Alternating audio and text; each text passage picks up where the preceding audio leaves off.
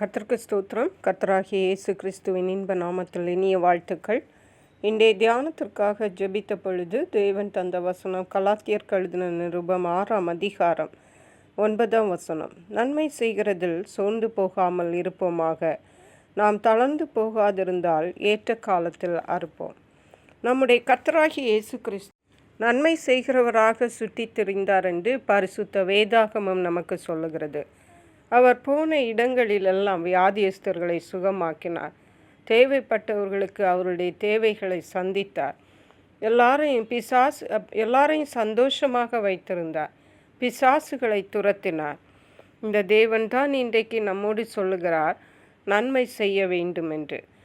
பல வேளைகளிலே நாம் நன்மை செய்து அதனால் நாம் தீமைகளை கூட அனுபவிக்க வேண்டியது இருக்கிறது. ஆகவே பல வேளைகளில் நாம் நன்மை செய்வதில் சோர்ந்து போகிறோம். ஆனால் பரிசுத்த வேதாகமம் சொல்லுகிறது, நன்மை செய்கிறதில் சோர்ந்து போகாமல் இருப்போமாக. நாம் தளர்ந்து போகாதிருந்தால் ஏற்ற காலத்தில் அறுப்போம். நன்மை செய்யும் பொழுது பிறருக்கு மட்டுமல்ல நன்மை, அதன் பலன் நமக்கும் வருகிற காலங்களில் வரும் என்று இந்த வசனம் சொல்லுகிறது.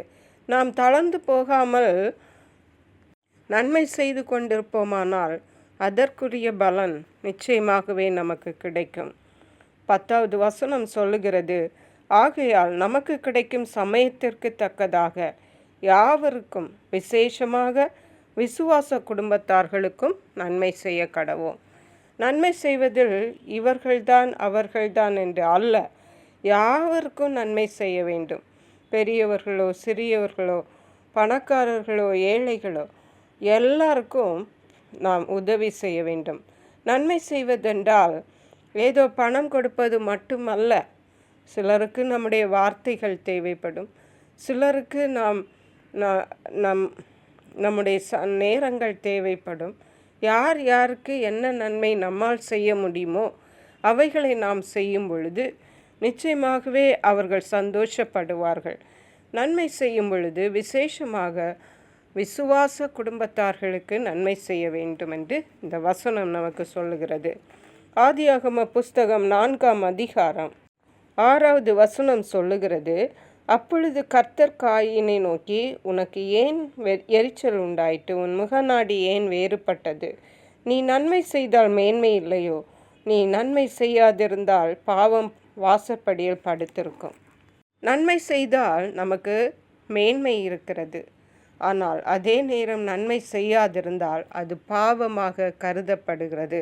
அது நம்முடைய வாசற்படியில் படுத்திருக்கும் என்று இந்த புஸ்தகம், ஆதியாகம புஸ்தகம் சொல்லுகிறது.